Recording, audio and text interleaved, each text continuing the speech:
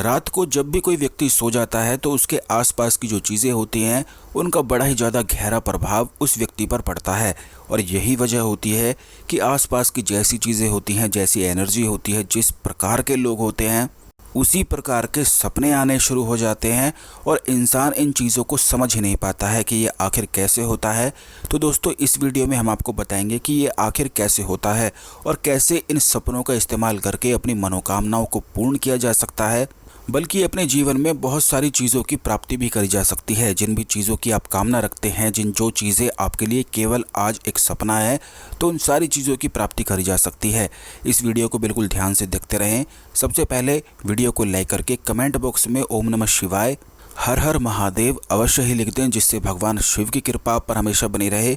और अगर अभी तक आपने हमारे चैनल को सब्सक्राइब नहीं किया है तो तुरंत चैनल को भी सब्सक्राइब कर लें, जिससे इसी प्रकार की खास जानकारी वाले वीडियो आपको हमेशा सबसे पहले मिलते रहा करें, क्योंकि इसी चैनल में हमेशा खास चीज़ें आपको बताई जाती हैं।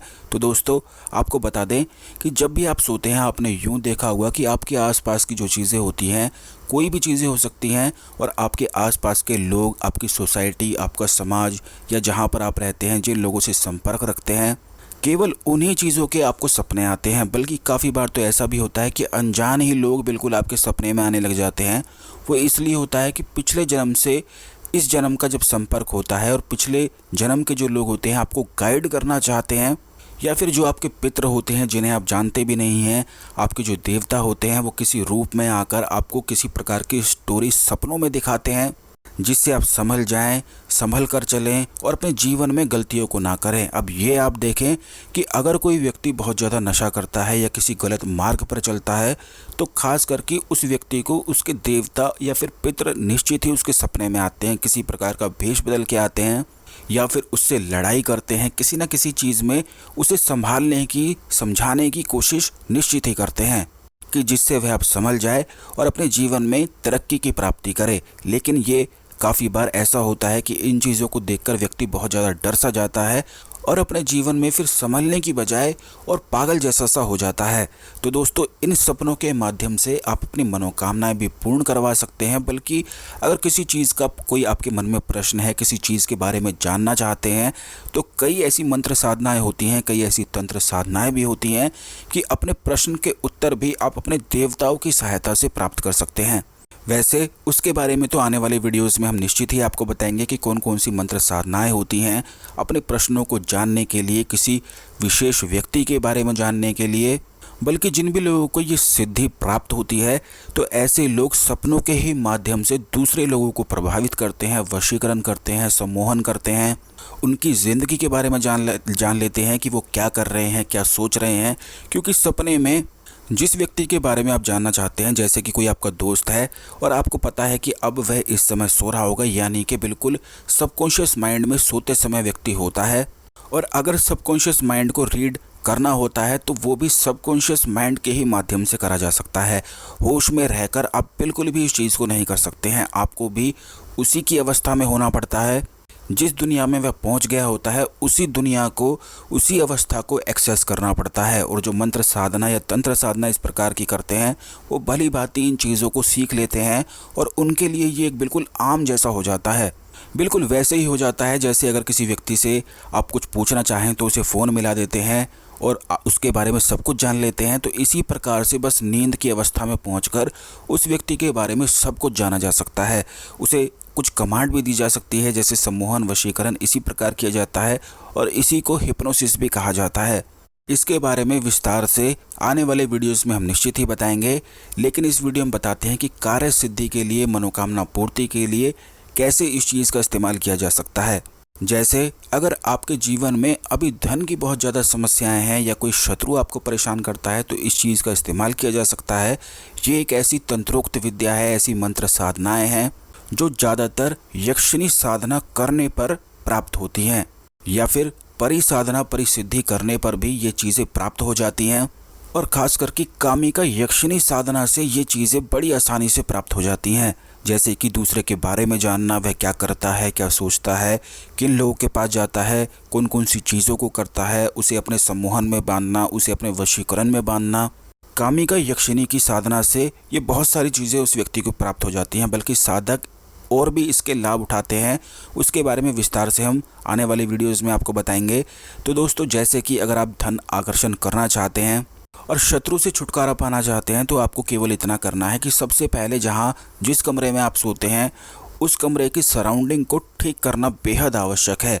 अब आप ये देखें कि जब भी आप घर से बाहर जाते हैं और बाहर से जब आप अपने घर में आते हैं तो एक विशेष प्रकार की दुर्गंध आपको निश्चित रूप से आती होगी कि किस प्रकार की ये दुर्गंध या किस प्रकार की ये खुशबू हमारे घर में आ रही है। जब आप बहुत लंबे समय के बाद घर पर लौटते हैं तो इस प्रकार के अनुभव आपको निश्चित ही जीवन में हुए होंगे, जिसे काफ़ी लोग समझ नहीं पाते हैं। और जो लोग वहाँ पर रह रहे होते हैं उनको इस प्रकार की दुर्गंध बिल्कुल नहीं आती है। जैसे कि अगर आप किसी दूसरे व्यक्ति के घर में जाते हैं तो आपको एक विशेष रूप से एक दुर्गंध सी सबसे पहले महसूस होती है, और ये चीज़ आप खुद करके देख सकते हैं। बल्कि मंत्र साधना जो व्यक्ति करता है और मंत्रों की जिस व्यक्ति को सिद्धि प्राप्त होती है, तो इस प्रकार के अनुभव बड़े ही ज़्यादा सूक्ष्म होते हैं, और इन सूक्ष्म अनुभव को पकड़ने में वह बिल्कुल माहिर हो जाता है, क्योंकि उसका ध्यान इतना प्रगाढ़ हो जाता है कि वह दूसरों के विचारों तक को भी पढ़ सकता है। और ख़ास करके यक्षिणी साधना, परी साधना, इन सब साधनाओं में ये चीज़ें प्राप्त होती हैं, यानी कि विशेष रूप से एक असुरी शक्तियाँ भी उस व्यक्ति को प्राप्त हो जाती हैं। ये असुरी शक्तियाँ ही कही जाती हैं, क्योंकि असुर बड़े चालाक और चतुर होते हैं, और इस प्रकार की चीज़ों का इस्तेमाल वह निश्चित ही पहले करते रहते थे, और इसके माध्यम से किसी को भी अपने माया जाल में, माया पाश में फंसा लेते थे। और इसका इस्तेमाल आज भी काफ़ी लोग करते हैं। इसके बारे में विस्तार से बताएंगे तो वीडियो काफ़ी ज़्यादा लंबा हो जाएगा। तो धन आकर्षण के लिए, शत्रु से छुटकारा पाने के लिए, किसी व्यक्ति विशेष को अपने प्रेम में बांधने के लिए आपको इतना ध्यान रखना है कि अपनी सराउंडिंग को आपको बदलना है। जैसा कि हमने आपको बताया कि एक विशेष रूप से दुर्गंध निश्चित ही आपके घर में आती है। जो वहाँ पर रह रहा होता है वह उस दुर्गंध का आदी हो जाता है और यूज्ड टू हो जाता है, यानी कि उसी वाइब्रेशन से, उसी ऊर्जा से वह बहने लग जाता है। अब आप ये देखें कि अगर आप अपने कमरे में रोज़ाना गुलाब की खुशबू छिड़कते हैं तो कुछ समय के बाद आपको वो गुलाब की खुशबू तक आना बंद हो जाती है। और वो इसलिए हो जाती है क्योंकि आपका शरीर, आपकी जो नाक है, वह उसी दुर्गंध के साथ बिल्कुल एक हो जाती है, उसी वाइब्रेशनल स्टेट में पहुँच जाती है। और यूं ही कहा जाता है कि पूजा पाठ करते समय धूप बत्ती, अगरबत्ती, ध्यान करते समय खुशबू को थोड़ा करके बैठना चाहिए, जिससे उसी शरीर, हमारा जो शरीर होता है, उसी वाइब्रेशन स्टेट में पहुंच जाता है। तो अगर आप अपने जीवन में प्रेम को बढ़ाना चाहते हैं, किसी व्यक्ति को आकर्षित करना चाहते हैं, तो आप सोने से पहले इस बात का ध्यान रखें कि अपने तकिए के पास एक लाल गुलाब का फूल अवश्य ही रखा करें। इसके स्थान पर आप गुलाब का इत्र अपने तकिए पर लगा सकते हैं, जिससे आपका जो दिमाग है, आपका जो सबकॉन्शियस माइंड है, उसी खुशबू की वाइब्रेशनल स्टेट में बह सके। और जब ये होता है तो ऐसे में जो भी व्यक्ति आपके मन में, दिमाग में होता है, वो पूर्ण रूप से आकर्षित और सम्मोहन में आपकी ओर बनने लग जाता है। बल्कि उसके आसपास इस प्रकार की बेचैनी सी उसके मन में होने लग जाती है कि वह आपके बिना बिल्कुल भी रह नहीं पाता है और आपका ख्याल मन में लगाए ही रखता है। इसी के साथ ये प्रयोग करने के साथ साथ आप ये भी कर सकते हैं कि उस व्यक्ति को जिस प्रकार के ऑर्डर या जिस प्रकार की चीज़ें आपको करवानी है, जैसा आप उस व्यक्ति को चाहते हैं, तो सोने से पहले उस व्यक्ति का ध्यान करते हुए आप यूँ देखें कि वह व्यक्ति वैसे ही कर रहा है जैसा बिल्कुल आप चाहते हैं। बिल्कुल वैसा सोचना शुरू करें और इसी प्रकार से बिल्कुल सो जाया करें। आप देखेंगे कि इसके बड़े ही ज़्यादा आश्चर्यजनक लाभ मिलते हैं। बल्कि लॉ ऑफ अट्रैक्शन में इस चीज़ को किया भी जाता है।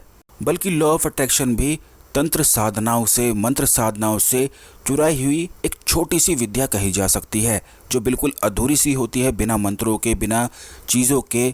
इसीलिए चीज़ों का इस्तेमाल किया जा सकता है, जैसे कि लाल गुलाब का इस्तेमाल किया जाता है इसमें सम्मोहन को बढ़ाने के लिए। इसी प्रकार से अगर आप अपने जीवन में धन को आकर्षण करना चाहते हैं तो आप अपने कमरे में कमल के फूल की खुशबू, यानी कि लोटस की आपको इत्र आप ले सकते हैं, खुशबू मंगवा सकते हैं, या फिर एक कमल का फूल अवश्य ही लेकर आ जाया करें। इसे अपने कमरे में पानी में तैरता हुआ छोड़कर इसे देखते हुए धन आकर्षण के जो आपके थॉट हैं, जितनी भी चीज़ों को आप आकर्षित करना चाहते हैं, गाड़ी, पैसा, घर, जो भी चीज़ें हो सकती हैं, वह चीज़ें आपके जीवन में आ रही हैं, उस प्रकार सोचते हुए इस कमल के फूल को अपने तकिए के पास रखकर सोना शुरू करें।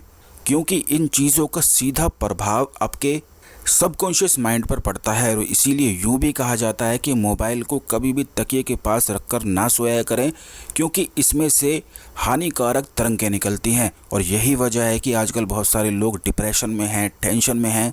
इसीलिए जितनी भी चीज़ें हम आपको बताते हैं उन्हें विशेष रूप से आप ध्यान रखा करें। मोबाइल को तो बिल्कुल साइड में रख दिया करें, उसे ना देखा करें, एक बार देख लिया करें। फिर जिन चीज़ों को आप अपने जीवन में आकर्षित करना चाहते हैं, उनसे संबंधित जो चीज़ें हम आपको बता रहे हैं, उन चीज़ों को आप अपने तकिए के पास रखना शुरू करें। इसी प्रकार से शत्रु से छुटकारा प्राप्ति के लिए, जैसे कि अगर शत्रु आपको काफ़ी परेशान करता है तो उसके लिए आपको कस्तूरी मृग की जो खुशबू होती है, कस्तूरी का एक सेंट भी आता है, एक इत्र भी आती है, वो अपने तकिए पर लगाकर सोया जा सकता है। उसी वाइब्रेशनल स्टेट में अगर आप बहते हैं तो इससे शत्रु की शक्ति बिल्कुल शक्तिहीन वह हो जाता है और आपके विरुद्ध कुछ कर नहीं पाता है। उसके दिमाग में, उसके जो मन में नफरत होती है वो धीरे धीरे करके गायब होने लग जाती है। और अगर आपको कस्तूरी नहीं मिल पाती है तो उसके स्थान पर चमेली के फूल का इस्तेमाल किया जा सकता है। चमेली का जो फूल होता है, आप ये भी जानते होंगे कि भगवान हनुमान को संकट मोचन के लिए, संकट को हरने के लिए चढ़ाया जाता है, और खास करके शत्रु से छुटकारा प्राप्ति के लिए चढ़ाया जाता है। और वो भी इसीलिए चढ़ाया जाता है क्योंकि चमेली का जो फूल होता है उसका संबंध स्वादिष्ठान चक्र से होता है। जिस व्यक्ति का स्वादिष्ठान चक्र कमज़ोर हो तो उसके जीवन में शत्रु बहुत ज़्यादा अधिक होते हैं जो उसे हानि पहुंचाते हैं। तो ये चीज़ें आप कर सकते हैं। इसके लिए चमेली का फूल अपने तकिए के पास रखकर सोया करें, चमेली की सेंट को अपने कमरे में छिड़क लिया करें, तो इससे शत्रु की समस्या भी हल हो जाएगी। आने वाले वीडियोज़ में परि साधना या फिर यक्षिणी साधना, कामिका यक्षिणी साधना और भी बहुत सारी यक्षिणी साधनाओं के विशेष लाभ और कौन कौन सी चीज़ें उसमें करने से प्राप्त होती हैं वो हम आपको निश्चित ही बताएंगे। चैनल को सब्सक्राइब करके रखें, बेल बटन दबा के रखें जिससे वीडियो मिस ना हो, और इस वीडियो को शेयर भी कर दें जिससे और भी लोग इसका लाभ उठा सकें, आपको पुण्य की प्राप्ति हो सके। कौन कौन सी और साधना आप प्राप्त करना चाहते हैं, यक्षिणी साधना, परि साधना के बारे में जानना चाहते हैं, तो वो आप कमेंट बॉक्स में लिख सकते हैं, जिससे हमें पता लग जाएगा कि कितने लोग कौन सी वीडियो को जल्दी पाना चाहते हैं। तो दोस्तों, आज के लिए केवल इतना ही। अगले वीडियो में मिलते हैं। धन्यवाद। ओम नमः शिवाय। हर हर महादेव।